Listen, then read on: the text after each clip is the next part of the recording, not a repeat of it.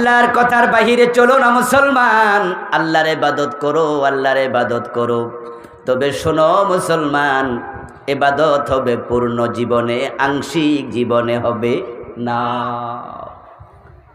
ওয়াবুদু রাব্বাকা হাত্তা ইয়াতিয়াকাল ইয়াকিন। মহান রব বলেন, তোমার মৃত্যু আসা পর্যন্ত আমি আল্লাহর ইবাদত করতে থাকো। মৃত্যু যখন আসবে ওই টাইমটাও যেন ইবাদত কালে মৃত্যু হয়। 12টি গুণের মাঝে এটা 1 নাম্বার গুণ। দ্বিতীয় হলো বিল ওয়ালিদাইনি ইহসানা। মানুষ শোনো, আল্লাহকে খুশি করতে যদি চাও তাহলে মা বাবার সাথে ইহসান করো। যদি কোনো সন্তানের উপরে তার মা বাবা অসন্তুষ্ট থাকে, সে কোনোদিন আল্লাহকে ইবাদত করে খুশি করতে পারবে না। এজন্যই তো আল্লাহর ইবাদতের পরে মা বাবার কথা আল্লাহ কোরআনে বারবার বলেছেন, এখানেও বললেন। দেখুন আরেক আয়াতে বলো, ওয়াকাদা রাব্বুকা আল্লা তা'বুদু ইল্লা ইয়াহু ওয়া বিল ওয়ালিদাইনি ইহসানা। আরেক আয়াতে বলা, নিষ্করলি ওয়ালি ওয়ালিদাইক। তুমি কৃতজ্ঞ হও আমি আল্লাহর কাছে, কৃতজ্ঞ হও তোমার মা বাবার কাছে। মা বাবা এমন দুজন মানুষ যাদের সন্তুষ্টির উপর আল্লাহর সন্তুষ্টি নির্ভর করে। ও দোস্ত, সকালবেলা শীতের ফজরে মসজিদে চলে গেলেন কেন? জান্নাত পাওয়ার জন্য। মসজিদে তো জান্নাত নাই। 5 লাখ টাকা 7 লাখ টাকা খরচ করে মক্কায় গেলেন হজ করার জন্য। কেন হজ করবেন? জান্নাত পেতে চান। মক্কায় তো জান্নাত নাই। আমার রাসূল বলেন, আল জান্নাতু তাহতা আকদামিল উম্মাহাত। যে জান্নাত তুমি ফজরের সময় খুঁজছো, মক্কায় গিয়ে খোঁজো। যে জান্নাত তুমি জিহাদের ময়দানে তলোয়ার নিয়ে ঝাঁপিয়ে পড়ে খোঁজো। আল্লাহর বান্দা শোনো, ওই জান্নাত আছে তোমার মায়ের পায়ের নিচে।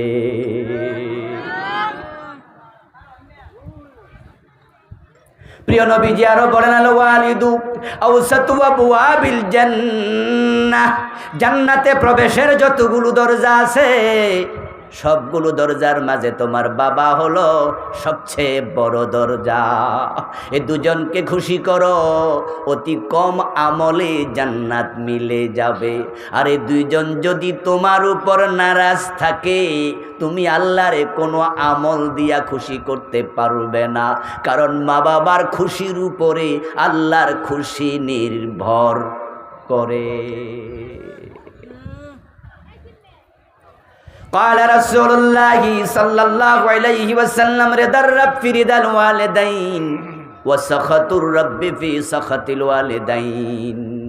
যখন মানুষ ভোরবেলা যাপন করে, প্রিয় নবীজি বলেন, আল্লাহ সকাল বেলায় মানুষের দিকে নজর করে, তাকায়া দেখে।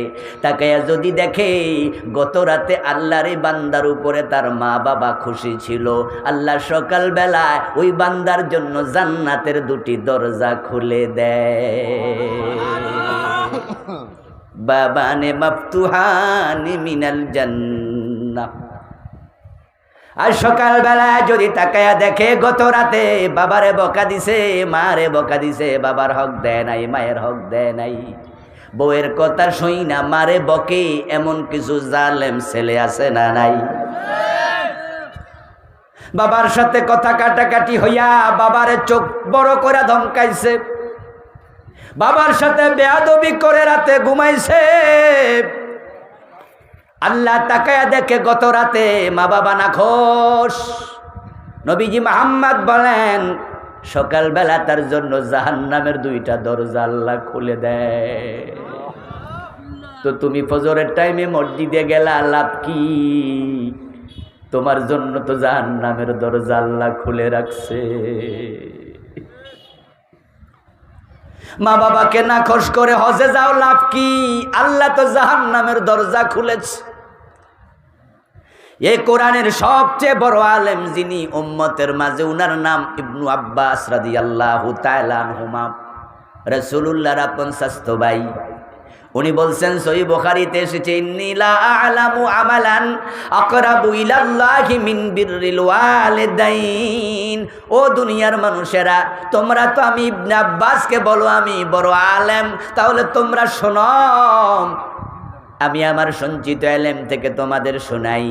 তোমরা আল্লাহর কাছে যাওয়ার জন্য, নৈকট্য পাওয়ার জন্য যত নেক আমল করো, মা বাবার খেদমতের মাধ্যমে যত তাড়াতাড়ি আল্লাহর কাছে যাওয়া যায়, এমন আর একটা আমল নাই। ওয়াবিল ওয়ালিদাইনি ইহসানা, এই দুইজনকে খুশি করে ফেলেন, এই দুইজনকে খুশি করে ফেলেন। আদর করেন, যত্ন করেন, হাত টিপে দেন, পা টিপে দেন, যা চায় দেন, যেমনে পারেন খুশি খুশি খুশি করেন। আল্লাহ তাড়াতাড়ি খুশি হয়ে যাবে। আল্লাহ তাদের দিকে তাকায়, তারা খুশি, আল্লাহ কয় আমিও খুশি। তারা নারাজ, আল্লাহ কয় তোর প্রতি আমিও নারাজ। রাসূলুল্লাহ সাল্লাল্লাহু আলাইহি ওয়াসাল্লাম মেরাজ করে আসলেন।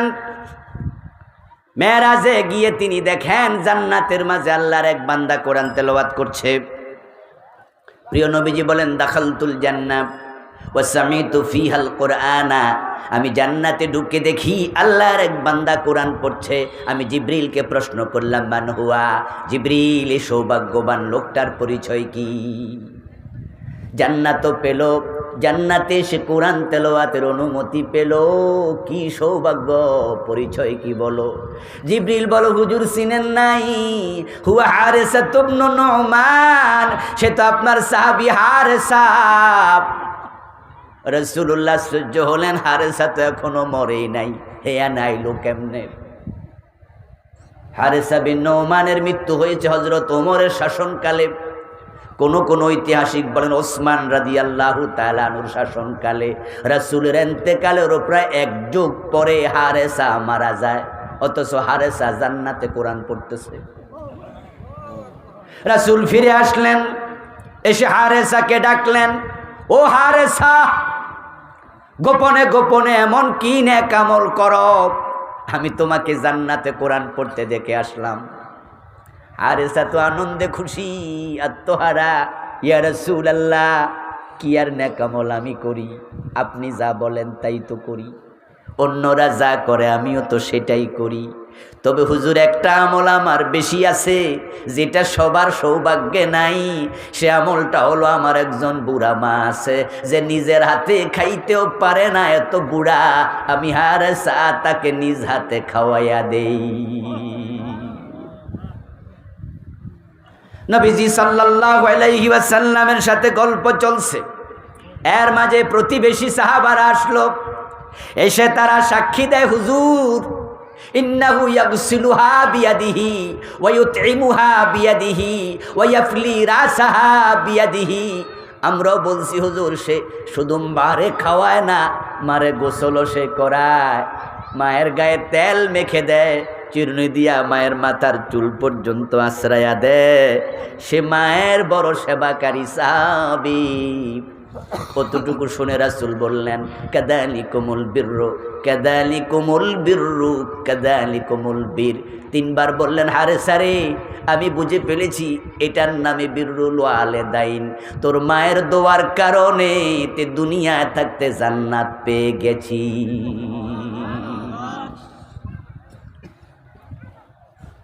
যার মা বাবা বেঁচে আছে তার ঘরে জান্নাত আছে, যে মা বাবা পাওয়ার পরেও জান্নাত পায় না, সে হতভাগা, হতভাগা।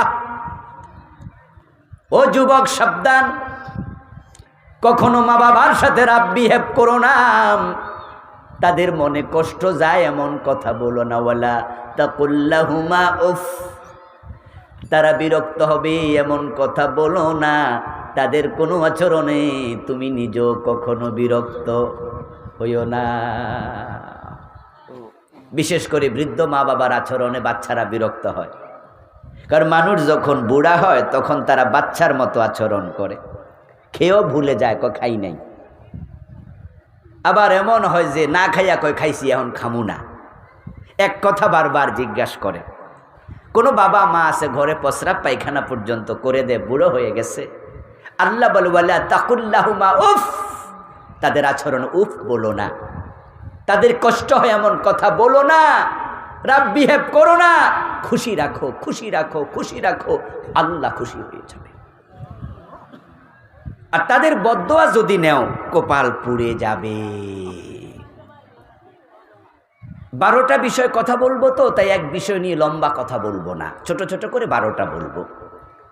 এ নিয়ে আমি বই লিখেছি, 8টা বই আমার লিখা, তার মাঝে একটা আছে ব্যক্তি ও পরিবার গঠন ইসলাম, বাবা মা, স্বামী স্ত্রী, নিজেরা, প্রতিবেশী, সব নিয়ে লম্বা বই। হ্যাঁ, কত পৃষ্ঠা? একবারে বইটা লিখেছি 342 পৃষ্ঠা, অনেক বড় বই, কয়েকশো হাদিস এনেছি আমি। আমার ড্রাইভারের কাছে রাস্তায় আছে ওই কালো গাড়িতে, নিবেন, পড়বেন, বিস্তারিত বলবো না। 3 নাম্বার অবিদিল করবা,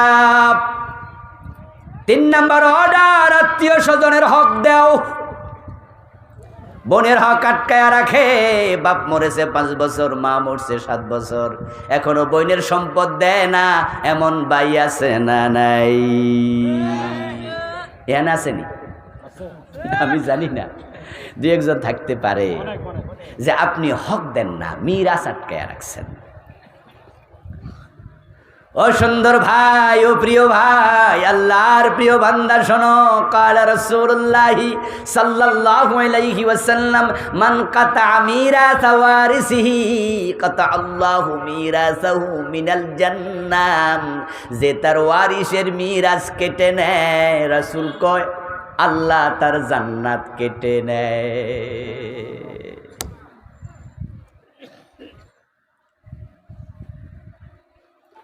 মান আখাযা শিবরাম মিনাল আরদি যুলমা সায়ুতাওয়াকাহু ইয়াওমাল কিয়ামাতি মিন 7 আরদিন। অন্য হাদিসে রাসূল কন, যদি কোনো ব্যক্তি জুলুম করে, অন্যায় করে, কারো 1 বিঘত জমি দখল করে নেয়, দখল করে রাখে, এটারে আল্লাহ 7 গুণ বড় বানায়া কিয়ামতের দিন তার গলায় ঝুলাইয়া দেবেন।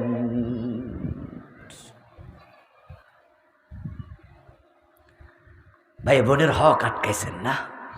বড় ভাই ছোট ভাইয়ের হক নষ্ট করে, বাপ মরে গেছে, ছোট রেখে, তিনি বড় তাই তিনি ছোট ভাইদেরকে ঠকায়, জমিন দেয়, মানুষের কয় যে না সমান সমান দিছি, কথাই নাকি? কিভাবে সমান সমান দিছ? বাবা জমি রেখে গেছে 1 কানি, জমি রেখে গেছে 1 বিঘা, হেরে দিছি অর্ধেক, আমি নিছি অর্ধেক। তবে অর্ধেক নেওয়ার সময় কি করছে জানেননি? হেরে দিছে ক্ষেতের বিলের মাঝখানে, উনি নিছে বাজারের পাশেরটা। পাবলিকের বুঝাই দিছে যে না সমান সমান দিছি। ও দোস্ত, সমান সমান তুমি দিছ, হে তো ছোট মানুষ, কিছু কইতে পারে না, বোঝে না, দলিল ডাল করে তুমি দলিল করে নিয়ে গেছ। শোনো, আসমানের মালিককে ফাঁকি দিতে পারবা না। জাল দলিল করবেন না, জবরদখল করবেন না। আত্মীয় স্বজনের হক আছে, আপনজনদের হক দেন, আপনজনদের হক দেন। অনেক পয়সাওয়ালা মানুষ আপনজন গরিব হইলে খবরটাও নেয় না। ঢাকায় 5 তলা বাড়ি আছে, গোলশানে বাড়ি, বনানীতে বাড়ি, নিজের আপন চাচা না খাইয়া থাকে, রিক্সা চালায়, নিজের পুপু, আপন খালা কষ্টে আছে, পরিচয়টাও দিতে আসে না। বরং ওরা যদি ঢাকা যায় তার ধমকায় সরাই দেয়, আইসো না বাসায়, আইসো না। কি ভাবছো দোস্ত? আল্লাহ কি চাইলে তার মতো তোমাকে বানাতে পারেন না? আচ্ছা, কতক্ষণ লাগে? কতক্ষণ? কেন বোঝো না দোস্ত? একটু ক্যান্সার দিয়ে দেবে, সব বেচা খরচ করবা, ভিখারি হয়ে যাবা। 2টা কিডনি ড্যামেজ করে দেবে, ডায়ালাইসিস করতে করতে সব বেচবা, পরে ভিক্ষা করা লাগবে। পোলা একটারে মাস্তান বানায় ছেড়ে দেবে, তোমার বুকে পিস্তল ঠেকাবে। নিজের বউটাকে আল্লাহ চরিত্রহীন বানাইয়া দেবে, তোমার সব লইয়া আরেক বেড়ার সাথে পলাই যাবে। এরকম হয় কি না? তোমার ভিখারি বানাইতে কতক্ষণ লাগে? আল্লাহর ক্ষমতাকে ভয় করো। উদাহরণ না দিলে বুঝতে কঠিন, তাই 2-1টা উদাহরণ দেই। উদাহরণগুলো আমাদের জন্য অনেক বেশি গ্রহণযোগ্য হয়। হ্যাঁ, আপনার example is the better then advice. এই যে আমাদের 3 বারের লাগাতার প্রধানমন্ত্রী, বর্তমান সাবেক প্রধানমন্ত্রী শেখ হাসিনা, আপনি কি জানেন তার মতো দুর্দণ্ড প্রতাপশালী প্রধানমন্ত্রী 53 বছরও কেউ ছিল না। তার দলের লোকেরাও তার বিরুদ্ধে কেউ কথা বলার সাহস, মন্ত্রীরা পর্যন্ত কেউ বলে নাই। আমির সোনামু সাজেদা চৌধুরী, কত বড় বড় লিডার তোফায়েল, ওদের কাউকে গত 5-10 বছরে মন্ত্রিত্ব দেয় নাই, দূরে সরাইয়া দিছে, একটা লোক ডরে কথা বলে নাই। এত দুর্দণ্ড প্রতাপ তার, দল থেকে বের করে দেবে। ওবায়দুল কাদেরের মতো এত বড় নেতা শেখ হাসিনার পায়ে ধরে সালাম করত, আমি নিজে দেখেছি, আপনারাও দেখেছেন, পায়ে ধরে সালাম করেছে। কোথায় তার ক্ষমতা? এখন অবস্থা পৃথিবীর একটা দেশ তাকে ভিসা দেয় না। আমেরিকা বলে দিয়েছে নো ইন্টারেস্ট, আমার দেশে আসতে পারবা না। লন্ডন বলেছে নো ইন্টারেস্ট, আমার দেশে আসতে পারবা না। অথচ আমেরিকা তার নিজের ছেলে সেখানকার নাগরিক, জয় আমেরিকার নাগরিক। তার নিজের আপন বোন শেখ রেহানা লন্ডনের ইউকের নাগরিক। তার বোনের মেয়ে সেখানকার বর্তমান প্রতিমন্ত্রী। কেউ বলেন আসতে পারবা না। আচ্ছা, মালয়েশিয়া ওরা ভিসা দেবে? এখন যাইতে ছেলে যাইতে দেবে? কোনো দেশ দেয় না। সবাই বলছে না, সম্ভব না। কয়দিন আগে দুবাই গিয়েছিল, 10 ঘন্টা বিমানে বসাইয়া রাইখা তারপরে এয়ারপোর্ট থেকে আবার ইন্ডিয়া পাঠাই দিছে। আচ্ছা, আপনারা এখানে যারা আছেন, আপনি চাইলে কি মালয়েশিয়ার ভিসা পাবেন না? আচ্ছা, আমরা যদি উমরা যেতে চাই, সৌদি আরব ভিসা দেবে না? ঢুকতে দেবে না? কিন্তু ও গেলে দিব? তাহলে কি ইন্ডিয়া বয়ে থাকতো? আল্লাহর ক্ষমতা দেখো, আল্লাহ চাইলে কেমনে উল্টায়া দেয়। তো তুমি যে বোনের জমিটা দখল করে রাখছো, তোমার ভিক্ষুক বানাইতে আল্লাহর কয় মিনিট লাগে রে ভাই? অবিদিল করবা, আপনজনের সাথে কখনো জুলমের আচরণ করবেন না, করবেন না, করবেন না। আমি তো বলি যে বেটা বোনের হক মাইরা খায়, ভাইয়ের হক মাইরা খায়, ডাকাত হেরছে ভালো। কারণ ডাকাত ডাকাতি করলে এলাকায় ডাকাতি করে না। যদি আপনাদের হোসেনপুরে কোনো ডাকাত থাকে, ওই বেটাও ডাকাতি করলে দূরে চলে যায়। কারণ সে জানে রাস্তার মাঝে ডাকাতি করলে যদি সিনালায়, মানুষে কইব কি, চোখ দেখলো সিনা লাইব, যতই মাফলার দিয়া মুখ বান্ধি কণ্ঠ শুনল কেউ কেউ কইব কি ডারে জায়েদ নিরে, ঠিক না? আরে আব্বাসের ফুত রাত্রে আমারও ধরছিল, রাস্তা চিনলি কেমনে? কয়েতের কণ্ঠ চিনি না। ডাকাই তো নিজের সেভ করার জন্য দূরে ডাকাতি করে, এলাকায় ডাকাতি করে না। আর তুমি লুট করছো নিজের আপন বোনের জমি, তুমি ডাকাতের সে আরো। আচ্ছা, এবার বলুন তো, যে জমি আপনি জোর করে রাইখা দিলেন, এটা নিয়ে কবরে যাইতে পারবেন তো? তো কে খাবে? অন্যরা। ছেলে খাবে, মেয়ে খাবে, পরবর্তী প্রজন্ম। এবার বলুন তো, কবরে মায়ের খাইব কেডা? কি ব্যাককল আমরা না, কি ব্যাককল। জমিন খাইলো কেডা আর মায়ের খাইলো কেডা? এর সে বেকুব মানুষ কিভাবে হতে পারে? আর এজন্য আজকে সিদ্ধান্ত নেন, যাদের বোনের জমি দেন নাই, ভাইদের জমি রেখে দিয়েছেন, আজকে বাড়ি যায় ডেকে আনবেন, বলবেন যে তোমরা নিয়ে যাও। আপনি ভাববেন না আপনি গরিব হয়ে যাবেন, ঠকে যাবেন। আপনার রিজিক আপনাকে জন্মের আগেই, সৃষ্টি করার আগে আল্লাহ লৌহে মাহফুজে লিখেছে, আপনারটা আপনি পাবেনই। ওয়াল ইয়াতামা ওয়াল মাসাকিন, হক দাও। যারা ইয়াতিম মানুষ আছে তাদের, যারা গরিব আছে তাদের, ইয়াতিম যাদের পরিবারে আছে তারা বেশি সাবধান হবেন। কারণ ইয়াতিমের মাল খাওয়াকে কোরআনে ডাইরেক্ট আগুন খাওয়া বলা হয়েছে। الذين يأكلون أموال اليتامى ظلما إنما يأكلون في بطونهم نارا وسيصلون سعيرا। যারা ইয়াতিমের মাল খায় তারা মাল খায় না, ইন্নামা ইয়াকুলুনা। ইন্নামা শব্দটা অনেক স্পেশাল শব্দ, বাংলা অর্থ হলো শুধুমাত্র তারা আগুন খাচ্ছে। ইয়াতিমের মাল খাওয়া মানে ডাইরেক্ট আগুন খাওয়া। যেখানে আগুন থাকে সেখানে একটু কেরোসিন লাগাই দিলে দাউ দাউ করে জ্বলে। তো যারা ইয়াতিমের মাল খান, আপনাদের জন্য দোজকের আগুন আর লাগবে না, পেটের ভিতরে আগুন আছে, শুধু একটু আল্লাহ লাগাই দিব, নিজে জ্বলে যাবেন। ডাইরেক্ট জাহান্নামের আগুন খাওয়া। খুব সাবধান, ইয়াতিমের মাল যাদের আছে ওটা থেকে দূরে থাকেন। বিদ্যুৎ থেকে, কারেন্ট থেকে যেমন আমরা দূরে থাকি, ধরে নিলায় বিষাক্ত সাপ থেকে যেমন দূরে থাকি, ঠিক ইয়াতিমের মালের ব্যাপারে আরো সাবধান, আরো সাবধান, আরো সাবধান। This is so sensitive. ওয়াল জারিজিল কুরবা ওয়াল জারিজিল জুনুব, প্রতিবেশীর ব্যাপারে সাবধান, প্রতিবেশীর হক নষ্ট করো না। নবীজি মুহাম্মদ বলেন, যে ব্যক্তি প্রতিবেশীকে কষ্ট দেয় সে মুমিন না। আপনি মানুষ, আপনাকে মানুষের কল্যাণের জন্য আল্লাহ বানাইছে। আপনার দ্বারা যেন কারো কল্যাণ যদি নাও হয়, কখনো কোনো অকল্যাণ না হয়, আপনি সে বিষয়ে সাবধান থাকবেন। কোনো মানুষের যেন অকল্যাণ আপনার দ্বারা না হয়। প্রিয় ভাইরা, রাসূল বলছে সে ব্যক্তি মুমিন নয় যে ব্যক্তি পেট পুরে খায় আর তার প্রতিবেশী অভুক্ত থাকে, মুমিনই না। قال النبي صلى الله عليه وسلم لا يدخل الجنة من لا يأمن جاره بوائقه, যে ব্যক্তির অনিষ্ট থেকে প্রতিবেশী নিরাপদ নয় সে আল্লাহর জান্নাতে ঢুকতে পারবে না।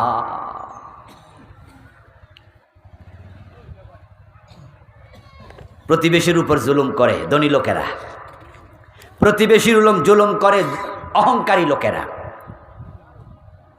নিজের ঘরে মুরগি জবাই করে 20টা প্রতিবেশীর উঠানে ফেলায়, তাদের ঘরের দিকে ফেলায়। গাছের ঢাল কেটে এমন জায়গায় ফেলাই রাখে যেটা প্রতিবেশীর জমিন। জিজ্ঞাসা করলে চোখ বড় করে তাকায়, আপনি ধনী মানুষ, ও বেটার মুরগি যদি আপনার এলাকায় আসে ঠ্যাং ভাঙ্গা দেয়, জবাই করে খাইয়ালে, এমন ঘটনাও। ওর মুরগি আমার বাড়িতে আইলো কেন? যদি রশি গরু ছিঁড়ে তারপরে ধান খেতে ঢুকে একটু ধান খায় তাহলে তো খবরই আছে। আর যদি ধনী মানুষের গরু ছুটে তার এলাকা ফুরাটা খাইয়ালায়, হে যদি বলে তাহলে বলে তোর সৌভাগ্য আমার গরু তোর খেতে গেছে। ওর মুরগি আসলে ঠ্যাং ভেঙে দেন, আর আপনার গরু ছুটে ওর খেতে গেল, এটা তার সৌভাগ্য। রাসূল বলছে ওয়াল্লাহি লা ইউমিন, ওয়াল্লাহি লা ইউমিন, ওয়াল্লাহি লা ইউমিন, যে প্রতিবেশীর ক্ষতি করে আল্লাহর কসম মুমিন না, আল্লাহর কসম মুমিন না, আল্লাহর কসম মুমিন না।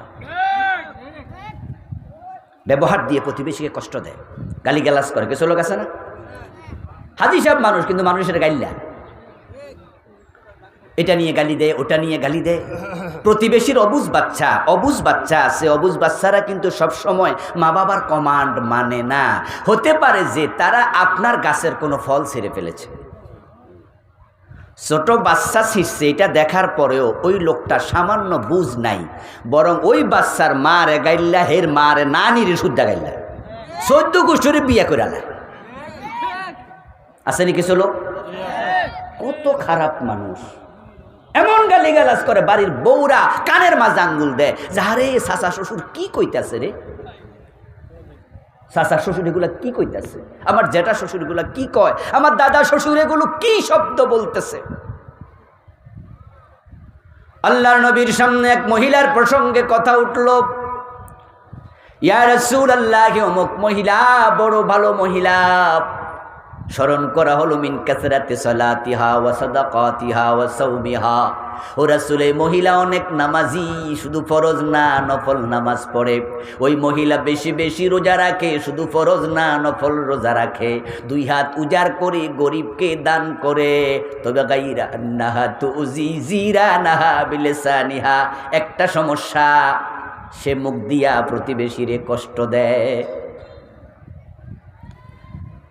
ঘরের কথা একজনেরটা আরেকজনের কাছে লাগাই দেয়, শাশিরটা শাশির বোর লগে লাগাইয়া, সংসারে পেঁচ লাগাইয়া মুস্কি মুস্কি হাসে আর পান চাবায়। এমন কিছু কুটনা লোক আছে না নাই?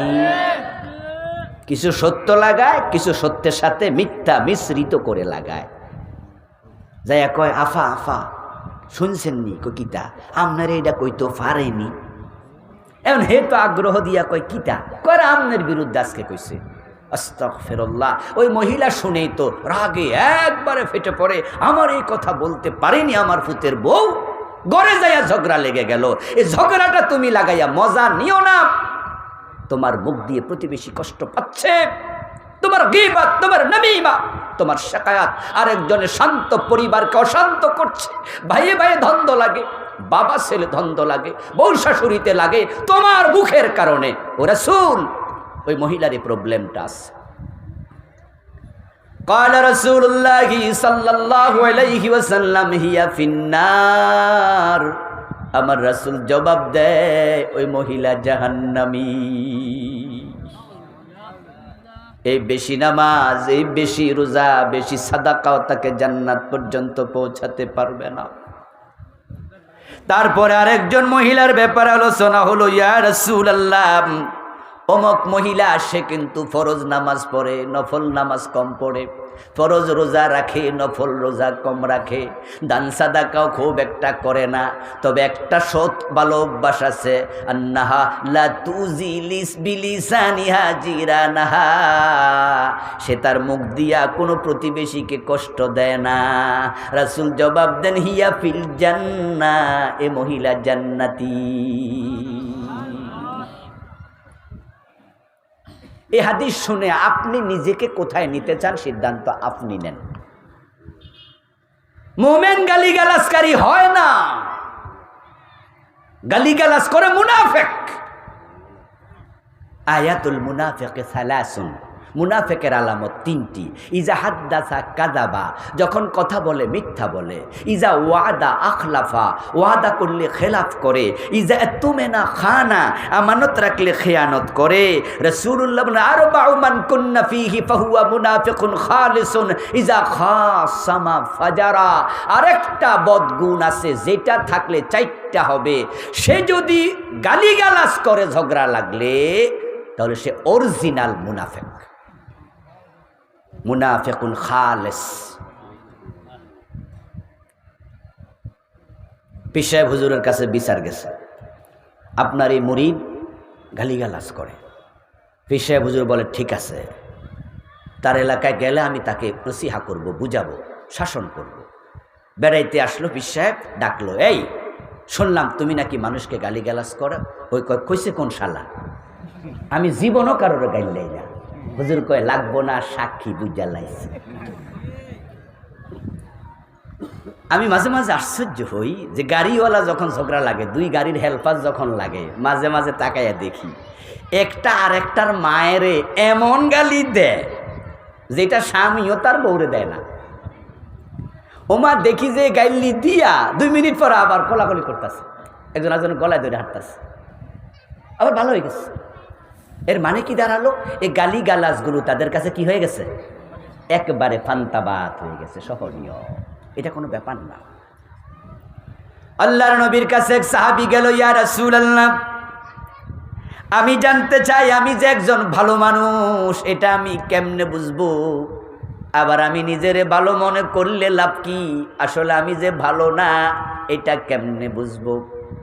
যদি আমি নিজেকে নিজে জাজ করতে চাই আমি মন্দ মানুষ না ভালো মানুষ, আমি কেমনে জানবো? আপনি একটু বলবেন কি?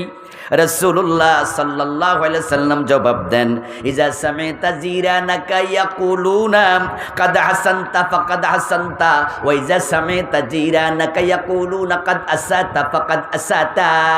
তুমি ভালো না খারাপ এটা যাচাই করার জন্য মাঝে মাঝেই তুমি তোমার প্রতিবেশীরা তোমার ব্যাপারে কি বলে খবর নিও। প্রতিবেশী যাকে ভালো বলে সেই ভালো, প্রতিবেশী যাকে মন্দ বলে সে মন্দ। এই হাদিসটা আমাদের জন্য। আপনি যাদের সাথে চলেন, যারা আপনার বাসার পাশে, তারা আপনার ব্যাপারে কি কমেন্ট করে? তারা যদি বলে যে না উনি খারাপ মানুষ না, তাহলে আপনি ভালো মানুষ। এজন্যই তো কোনো মানুষ মারা গেলে প্রিয় নবী বলছেন, লোকেরা যখন ভালো বলে সে আল্লাহর কাছে ভালোদের তালিকায় ঢুকে যায়। আর কেউ মারা গেলে লোকেরা যদি তাকে খারাপ বলে, তাহলে আল্লাহ তাকে খারাপদের তালিকায় লিখে নেয়। এ কথার অর্থ আবার এই না যে জানাজার নামাজে খাড়াইয়া লাশ সামনে নিয়ে বলবেন উনি কেমন মানুষ ছিল। কি আপনাদের এলাকায় সিস্টেম আছে নাকি? মাঝে মাঝে, নরমালি নাই। হ্যাঁ, আমাদের কুমিল্লা আবার খুব আছে। আমরা এটা বন্ধ করাচ্ছি, চেষ্টা করছি, এখন মোটামুটি উঠতেছে। আগে দেখতাম যে জানাজার নামাজ লইয়া খাড়াইয়া লাশ সামনে নিয়া একজন কিছু কথাবার্তা বলতো উনি কেমন মানুষ ছিল, সবাই কয় ভালো ছিল, যে হেরে চিনে না হেও কি কয়। আর যখন সবাই কয় ভালো ছিল তখন তার অভিভাবকরা মনে করে সবাই যেহেতু ভালো কইছে তাহলে আল্লাহ কি কইব। রাসূল কি আসলে এটা বুঝাইছে? ন, উনি বুঝিয়েছেন স্বতঃস্ফূর্ত। হ্যাঁ, কিছু মানুষ আছে যাদের মৃত্যুর পরে যেই শোনে সে আফসোস করে। এলাকার লোকেরা বলে হারে ভালো একজন প্রতিবেশী হারাইছে। আমার প্রিয় ভাই, অফিস যখন ট্রান্সফার হয়ে যায় কলিগেরা চোখের পানি ছেড়ে দিয়ে কাঁদে। আপনাকে যেদিন বিদায়ী সংবর্ধনা দেবে, ওয়েলফেয়ার দেবে, সেদিন ফুলের বালা দিয়া, ফুলের তোড়া দিয়া কাঁদতে কাঁদতে বিদায় দেয়। কলিগরা বলে আপনার মতো একজন দারুণ মানুষ হারাইছি, যার ছোঁয়াতে আমাদের দুঃখ কমতো, মনের কথাগুলো বলা যেত, টাকা পয়সা হাওলাত পাওয়া যেত, বিপদে পড়লে সাহায্য পাওয়া যেত, এমন একটা মানুষ আমরা হারাইলাম। এটা আমাদের জন্য কষ্টের। আপনাকে বলছি আপনি সুসংবাদ গ্রহণ করুন, আপনার মৃত্যুর পরেও মানুষ এটাই বলবে। আর কিছু লোক আছে যাদের ট্রান্সফারের পরে অফিসে সবাই খুশি হয়। ওরে বাবা, স্কুলের হেডমাস্টার এমন ফাজিয়া ছিল, টিচারদেরকে শুধু দৌড়ের উপর রাখত। অফিসের ম্যানেজার পিয়ন সুদ্ধা ডরে লাফাইতো, কাঁপতো, স্যার আইছে স্যার আইছে, হাতের চায়ের কাপ পর্যন্ত কাঁপতো। এমন ভয়, সবার সাথে রাব বিহেভ করে, চেহারা সারাক্ষণ গম্ভীর করে রাখে, হাসতে জানে না, ধমক সারা কথা বলে না। এমন কিছু অফিসার আছে না নাই? এমন কিছু বস আছে কলিগদের সাথে রাব বিহেভ করে, ব্যবহার দিয়ে কষ্ট দেয়, তুচ্ছ-তাচ্ছিল্য করে। এই লোকের যখন ট্রান্সফারের খবর আসে তখন সবাই মুস্কি মুস্কি হাসে। আর যদিও সিস্টেমে আপনার ওয়েলফেয়ার দেওয়ার সময়, ফেয়ার অয়েল দেওয়ার সময় একটি সিস্টেমে আপনার ফুলের মালা দেওয়ার সময় মনে মনে কই তুই গেছত ভালো হইছে। আপনাকে দুঃসংবাদ দিচ্ছি যে আপনার মৃত্যুর পর লোকেরা মনে মনে এটাই বলবে একটা খারাপ মানুষ গেছে। আর এই চরিত্রের কারণে পাবলিকের কমেন্ট আল্লাহর কাছে মকবুল। আল্লাহ বলবে যা, তুই মানুষের কাছে খারাপ, আমি আল্লাহর কাছেও। সাবধান হবেন, সাবধান। প্রতিবেশীর ব্যাপারে খুবই সাবধান। প্রতিবেশী কষ্ট পায় এমন কাজ করবেন না। জিবরিল আমিন তো রাসূলুল্লাহ সাল্লাল্লাহু আলাইহি সাল্লামকে প্রতিবেশী সম্পর্কে এমন উপদেশ দেওয়া শুরু করলেন যে নবীজি মুহাম্মদ বলছে হাত্তা জনান্তু আন্নাহু সাইওয়ারিসুহু। আমি এক পর্যায়ে ভেবে বসলাম জিবরিল কি বলে দেয় কিনা যে প্রতিবেশী আপনার ওয়ারিস, সন্তান যেমন জায়গা জমিন পাবে আপনি মরলে প্রতিবেশীও পাবে। আমি ভাবছিলাম শেষ পর্যন্ত এই বিধান নাজিল হয় কিনা। এই জন্য ডানা বামে একটু খেয়াল রাখেন ভাইয়েরা। আল্লাহ যাদেরকে তৌফিক দিয়েছে প্রতিবেশীর খোঁজ নেবেন, একটু সহযোগিতা করবেন, বিপদে আপদে দৌড়াইয়া যাবেন। ইন্নাল্লাহা ফি আউনিল আবদ মাদামাল আবদু ফি আউনি আখিহি। যখন আপনি প্রতিবেশীর উপকার করবেন আল্লাহকে আপনি ডাকা লাগবে না, আপনার বিপদে আল্লাহ নিজ থেকে দৌড়াই আসবে। ইরহামু মান ফিল আরদ ইয়ারহামকুম মান ফিস সামা। তোমরা জমিনওয়ালার প্রতি দয়া দেখাও, আসমানওয়ালা দয়া দেখাবে। মানুষ মানুষের সাথে যে আচরণ করে আসমানওয়ালা তার সাথে একই আচরণ করে।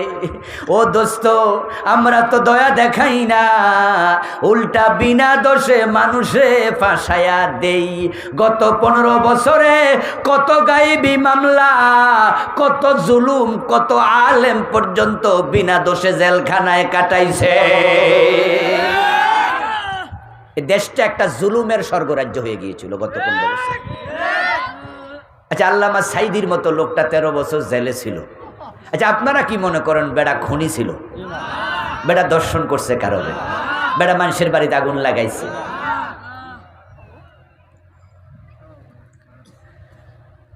উনার প্রতিবেশীরা, উনার দেশের লোকেরা সাক্ষী দিছে।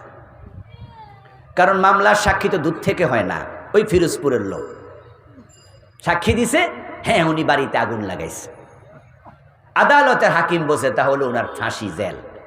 কিন্তু একজন হিন্দু সাক্ষী ছিল, সুকরঞ্জন বালি, ও বেটা এসে বলছে যে না, আমি মিথ্যা সাক্ষী দিতে পারবো না।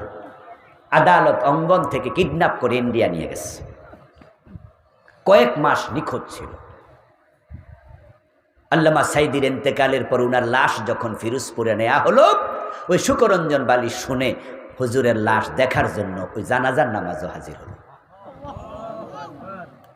হিন্দু মিয়া বুঝছে যে আমি মিথ্যা সাক্ষী দিতে পারবো না, কিন্তু কিছু মুসলমানের সন্তান টাকার কাছে বিক্রি হয়ে গেছে। চাকরির আশায় টাকা দিয়েছে, লোভে পড়ে তারা মিথ্যা সাক্ষী দিয়েছে।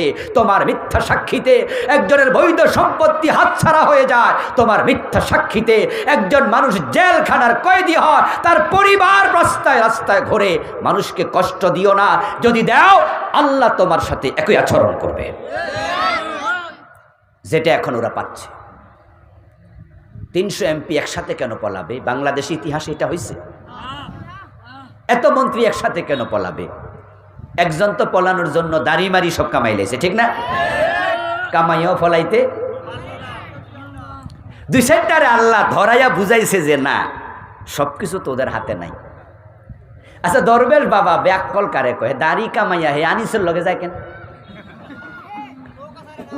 আপনি সহজ কথা, এটা বুঝের কথা যে সে আনিস মিয়া, সে তো মন্ত্রী, আইন মন্ত্রী, ওরে মানুষ চিনে না। তুমি যেহেতু দাড়ি কামাইলেছো, তুমি আলাদা যাইতা তাইলে হয়তো চিনত না, কিন্তু এক নৌকায় উঠছো মন্ত্রীর লগে। আর যেই মাত্র পুলিশ আনিসরে ধরছে, আনিস মিয়া কইয়া দিছে আরেকজন লগে একা নিয়েন না, হেরে শুদ্ধ লন। তখন পাবলিক এবার কয় তুমি কেডা? এবার দেখে এটাই দরবেশ বাবা। আমার ভাইয়ের, আপনারা বলুন তো, পার্সোনাল হেলিকপ্টার নিয়ে পালানোর মতো টাকা সালমান এফ রহমানের আছে না নাই? তো পার্সোনাল হেলিকপ্টার নিয়ে তো সে পালাইতে পারতো, দাড়ি কামাইতে হবে কেন? এবার ওর সাথে পালাতে হবে কেন? আসলে ব্যাপার হলো, আমার আল্লাহর কিছু সিদ্ধান্ত আছে যেটা আল্লাহ দেখাইয়া দেয়। তোদের কারসাজির কারণে কত নিরপরাধ মানুষ এই 15 বছর কষ্ট পাইছে, জুলুম করেছে। শাপলার চত্বরে 5ই মে কত আলেমের বুকে তারা গুলি চালাইছে। আমরা আলেমরা সেখানে কেন গিয়েছিলাম? আমাদের দাবি ছিল সংবিধানে আল্লাহর উপরে আস্থা বিশ্বাস পুনঃস্থাপন করো। যে 13 দফার আন্দোলন ছিল, আপনারা পূর্বেন, এগুলো ফেসবুকে আছে, এখনো গুগলে গেলে পাবেন। সেখানে রাষ্ট্র ক্ষমতা পদত্যাগের কিচ্ছু ছিল না, ছিল ইসলামের কথা, মানুষের প্রয়োজনের কথা। সেখানে দাবি ছিল পুরুষ এবং মহিলার জন্য আলাদা ট্রান্সপোর্ট, আলাদা বিশ্ববিদ্যালয়, আলাদা ব্যবস্থা। নারী পুরুষ যেন এক জায়গায় বেপরদায় না চলে, আলাদা গাড়ি, আলাদা বিশ্ববিদ্যালয় দরকার আছে না নাই? আচ্ছা, এই দাবিটা খারাপ দাবি হলো তো গুলি করতে হবে কেন? সাবধান মুসলমান, প্রতিবেশী, আপনজন, প্রিয়জন, সাহেব বিবিল জনব, আপনার সঙ্গী যে আছে সে যেন কষ্ট না পায়। যাচ্ছেন এখান থেকে গাড়িতে উঠে ঢাকায় যাবেন, বাসে চড়েছেন, বাসে বইয়ায় বিড়ি টানা শুরু।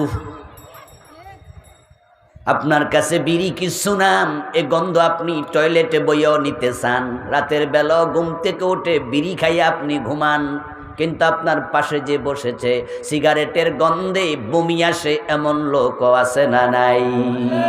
তা আপনি আপনার সঙ্গীকে কষ্ট কেন দিচ্ছেন? সিটে বসার পরে দেখবেন কিছু লোক পায়ের উপর পা তুলা দেয়। আমার সিটে আমি বসি, ঠ্যাঙ্গের উপর ঠ্যাং তুইলা, উনার কি? আচ্ছা, যে পাশে ভদ্রলোক বসা, সে কি অস্বস্তি লাগে না? এটা অনেকে আছে দেখবেন যে বসার পরে এক সিটে বসে আরেক সিটে ব্যাগ রাখে, অথচ আরেকজন দাঁড়ায় আছে। ও দোস্ত, আপনার যিনি সঙ্গী, আপনার সঙ্গী যেন কষ্ট না পায়। নিজের স্ত্রী সঙ্গী, নিজের সন্তানরা সঙ্গী, নিজের পাশে যিনি বসে আছে তিনি সঙ্গী। এজন্য আপনি যখন যেখানে থাকবেন, আপনার অফিসে আপনি যেই চেয়ারে বসে অফিস করেন, পাশের চেয়ারে যিনি বসা তিনি আপনার সঙ্গী। আপনার ব্যবহার, আপনার আচরণ কোনো কিছুতেই যেন কষ্ট না পায় আপনার সঙ্গী। আপনি সাবিল। এবার হচ্ছে 10 নাম্বার, এবং যারা পথিক মানুষ, মুসাফির, তাদের হক দিও। মুসাফিরদের আবার কি হক? পথিকের হক হলো পথিককে কষ্ট না দেয়া। রাস্তার মাঝে এমন জায়গায় রিক্সা রেখে গেছে গা, এমন জায়গায় গাড়িটা থামাইয়া বেটা চা দোকানে ঢুকছে, পিছন দিয়ে যানজট লেগে গেছে। এমন জায়গায় গাড়ি থামাইছে, কমন চেষ্টাই নাই। আমরাও মাঝে মাঝে বলি, হারে আর থামানোর জায়গা পাইল না। উনি এখানে থামাইয়া প্রস্রাব করতে গেছে। যাক না, তুমি থামানোর আগে ভাববা না যে আমার গাড়ির কারণে অন্য যাত্রী কষ্ট পায় কিনা। ইসলাম কত সুন্দর, ইসলাম কত সুন্দর যে আপনাকে ছোটখাটো বিষয় পর্যন্ত স্মরণ করিয়ে দিচ্ছে। রাস্তার মাঝে এমন জায়গায় বসো না যেখানে বসলে পথিক চলাচলে কষ্ট পায়, বরং পথ ক্লিয়ার রাখো। রাসূলুল্লাহ মেরাজের রাতে জান্নাতে ঢুকলেন, ঢুকে দেখেন আল্লাহর এক বান্দা পুরা জান্নাতে ঘুরে বেড়াচ্ছে। তিনি ফেরদাউসে গিয়ে দেখেন সে লোক, আদনে গিয়ে দেখেন সেই লোক, নাইমে গিয়ে দেখেন সেই লোক, দারুল কারারে গিয়ে দেখেন সেই লোক। রাসূল যায় যেখানে তাকে দেখেন সেখানে। আমার রাসূল জিজ্ঞাসা করে, আল্লাহর বান্দা এমন কি নেক আমল করলো জিবরিল, আল্লাহ পুরা জান্নাত তার জন্য খুলে দিছে, আমি একটু জানতে চাই। মানে রাসূলুল্লাহ এগুলো জেনে এসে তিনি উম্মতকে জানাবেন, আর উম্মতেরও যেন এই জাতীয় নেক আমল করতে পারে। তাই কৌতূহল বসে প্রিয় নবী জানতে চাইলেন কোন আমলে আল্লাহ এত খুশি, পুরা জান্নাত তার জন্য অবারিত উন্মুক্ত। জিবরিল আমিন বলে, ইয়া রাসূলুল্লাহ দাখালাল জান্নাতা ফি শাজারাতিন কাতাআহা তুযিন নাসা আন যাহরিত তারিক, সহিহ বুখারীর riwayat। ইয়া রাসূলুল্লাহ আপনি যা ভাবছেন তা না, আপনি ভাবছেন অনেক নেকামল করেছে, আল্লাহ তাকে জান্নাত দিছে। কারণ হলো মানুষের চলাচলের পথে একটা গাছ ছিল, ওই গাছটা হয়তো পথের বাঁকে ছিল। অপরিচিত মানুষ চলতে গিয়ে রাতের বেলায় হোঁচট খেত, ধাক্কা খেত, কষ্ট পেত। এই আল্লাহর বান্দা সিদ্ধান্ত নিল যে এই গাছটা আমি কেটে রাস্তাটা পরিষ্কার করি। সে মানুষের উপকারের জন্য এই কাজ করেছে, আল্লাহ খুশি হইয়া পুরা জান্নাত খুলে দিছে। আমরা মানুষের রাস্তা পরিষ্কার করি না, চান্স পাইলে আটকাইয়া দেয়, এমন কামও করে, রাস্তায় বেড়া দিয়া দেয়। অধস্ততা করবেন না। ওয়ামা মালাকাত আইমানুকুম 11 নাম্বার, আজানের টাইম হয়ে গেছে। 11 নাম্বার হলো অধীনস্থের হক আদায় করো। তোমাদের যাদের অধীনে লোকেরা চাকরি বাকরি করে, তোমাদের অধীনে লোকেরা থাকে, তুমি গাড়ির ড্রাইভার রেখেছ, তুমি অফিসের বস পিয়নে রেখেছ, তুমি একজন গার্মেন্টসের মালিক শ্রমিক রেখেছ, তোমার শ্রমিকদের হক তুমি কখনো নষ্ট করবে না, তাদের ব্যাপারে সাবধান থেকো। বরং হাদিসে পাওয়া যায় যদি সম্ভব হয় তাহলে তুমি তাদের ঘাম শুকানোর আগে তাদের টাকা দিয়ে দিও। আমাদের দেশে গার্মেন্টস শ্রমিকরা মাঝে মাঝে রাস্তা অবরোধ করে, শুনবেন দেখবেন পত্রিকায় আসে, যাওয়ার পথে যানজটে পড়ে থাকবেন, কি হয়েছে, গার্মেন্টস শ্রমিকরা রাস্তায় আন্দোলন করে। ও দোস্ত, আন্দোলনটা ভালো নয়, রাস্তা আটকানো ভালো নয়, কিন্তু খবর নিয়ে দেখো কিচ্ছু করার নাই, কারণ এমন ঘটেছে গত 3 মাসের বেতন দেয় না। আচ্ছা, গার্মেন্টস শ্রমিকরা 8,000, 10,000, 12,000 বেতন পায়, 3 মাস যদি না পায়, বেটা যে দোকানে বাকি খাইছে দোকানদার কি তারা দেয় না? যে বাড়ি ভাড়া থাকে ভাড়া দেয়া লাগবে না? এবার বলুন তো, গার্মেন্টসের মালিক কি ওদের মতো গরিব না আসলে পয়সাওয়ালা? সমস্যা কোথায়? সমস্যা মনে, সমস্যা মনে। এই শ্রমিকদের টাকায় তুমি কোটিপতি, তাদের হক নষ্ট করো না। এই জন্য আপনার হক একজনে যেন বঞ্চিত না থাকে, তাদের হক আদায় করুন। সর্বশেষ, ইন্নাল্লাহা লা ইউহিব্বু মান কানা মুখতালান ফাখুরা, অহংকারী হবেন না, আল্লাহ অহংকারীকে পছন্দ করেন না। আমার লেখা 12টি বই আছে, এই বইটাতে বিস্তারিত আছে শিরকের উপরে, বেদাতের উপরে। এবছর একটি লিখেছি রাসূলুল্লাহর জীবনীর উপরে। রাস্তা গাড়ি থেকে নেবেন আর দোয়ার দিকে যাওয়ার আগে